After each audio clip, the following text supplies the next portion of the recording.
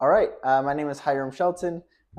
This is our third video together for the Utah County Sheriff's Office Victims Advocates. Today we're talking about empowering victims. So first off, what does it mean to empower victims? I'm sure you guys work a lot on this and spend a lot of time on this, and so hopefully there's something new in here that we can use. But first off, empowerment is giving victims the tools and support they need to regain control over their lives.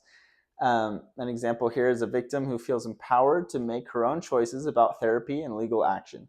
So while we have the mindset, the right the right mindset, the right understanding of situations, and we're ready to take action, sometimes these victims are not, and we want to empower them. We want them to feel in control and to take those actions for themselves. As much safety as much as we want to protect these victims, we can't force them to take the right actions, and so we need to empower them and allow them to take those steps for themselves. So how advocates can empower victims. Strategies for empowerment are providing information, validating emotions, and offering choices. So an example of this, an advocate who gives a victim a clear understanding of the options available and lets her decide her next steps. Now, it's important that we let them choose. Again, we cannot just make do every step of the way for them. They need to be in charge, and they need to take these steps for themselves. They often have survival skills in set, and so they will probably be hesitant to take certain actions out of fear. And because of that, we also know what is safe, and so we want to encourage them to kind of broaden what is safe and allow them to feel trust in these steps. The benefit of empowerment for victims, increased confidence. So victims who feel empowered are more likely to take control of their healing journey. An example is a victim who, with the advocate's support, goes on to file a restraining order and stand up for her rights. It's again kind of the same exact thing. Victims who feel empowered are more likely to take control. We want them to be the one in charge of this. So a real-world example of empowerment, I'm sure you have all heard of Erin Marin, and she is known for Erin's Law.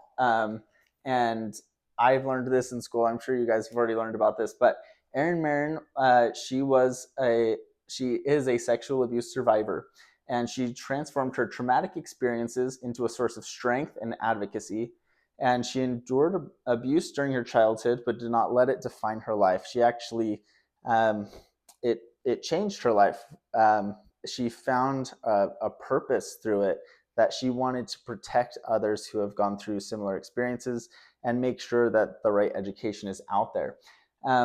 So after surviving her abuse, Erin became an advocate for child sexual abuse survivors. She fought to pass legislation for the prevention of sexual abuse in schools. She authored the book Stolen Innocence, which shares her journey of survival and healing. And of course, her advocacy led to the creation of Erin's Law, which mandates sexual abuse prevention education in schools. It's surprising that this type of education is not in every school across the country. So it's really important that people like Erin and other survivors feel empowered and kind of take this action of spreading this education and allowing people to have the education of what to do, how to react to others when they share this type of information with them.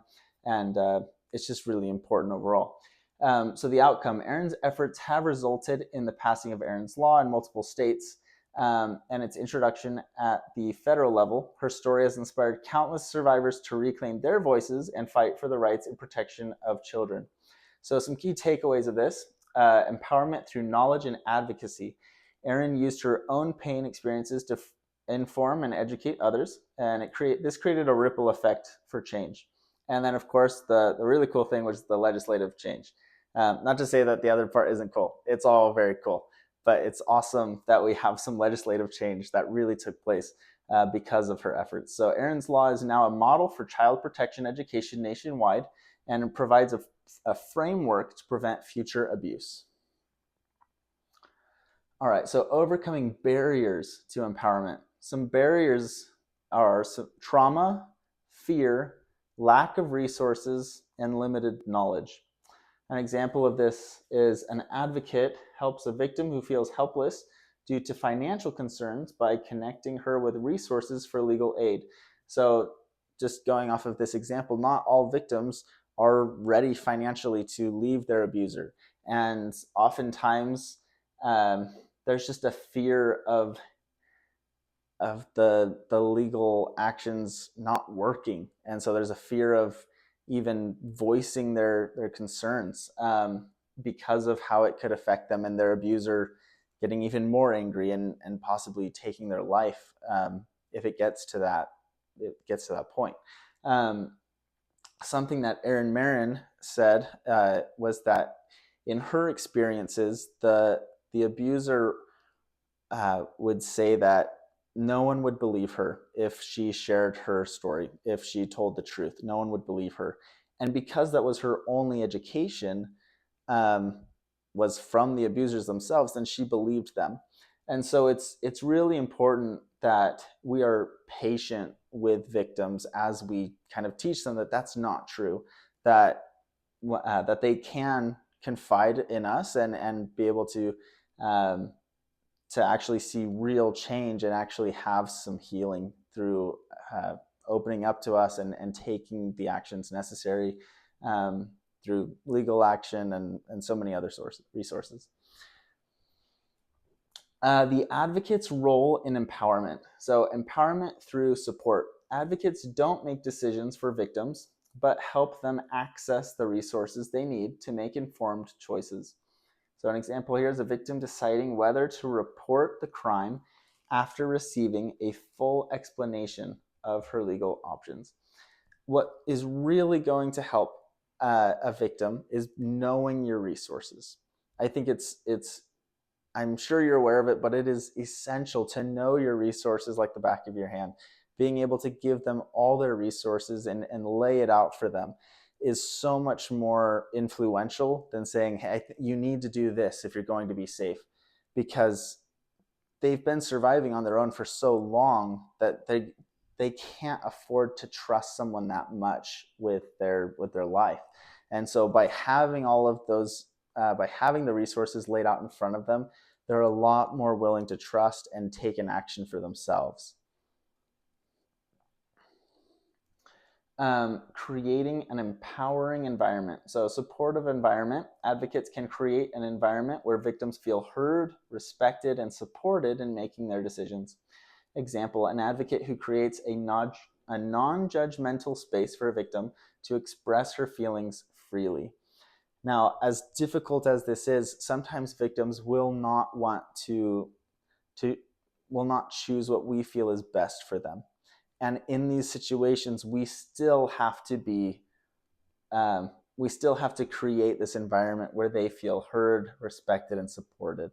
We need them to feel safe to come back and to make these decisions that are going to protect them. And so sometimes they make these decisions which puts a lot of fear in us, but we need to remain poised and have poise and be able to respond well to these victims and allow them to make the right choice over time and just support them as they move forward and eventually will make the right decisions. So encouraging victims to lead. I love this picture because it's really just putting the key in their hand. We want them to lead. We want them to make these decisions and to have our support in doing it. This is going to make their healing so much better. It's going to feel much better for them as they do it, and it's just going to be a lot more of a successful journey for them. So encouragement to act. Empowering victims involves encouraging them to take ownership of their decisions and actions. this confused me when I first read this because I was like, ownership, like what is that? Sounds awful. They are not taking ownership for any of the wrong that has happened, but they do need to take ownership for the actions of getting away from that, away from their abuser and away from the situation. They need to take ownership in their journey of healing. So an example of this is a victim deciding to press charges after being fully informed of her options and feeling supported by her advocate. So, recap of key empowerment principles. Empowerment is about providing victims with the support they need to make informed decisions and regain control of their lives. I'm sure you guys are already fantastic at empowerment. So I would love it if we could just think of more ways to communicate with each other about how we can do better at this, even just continuing to grow. None of us are perfect, and we're continuing to work and learn more. And maybe you're not the best at resources, or maybe sometimes you can find yourself getting frustrated with a victim when they don't want to make the choice that protects them the best. And so just being aware of these things and knowing what we can work on is a great step forward. So thanks for listening. And lastly, here are my references.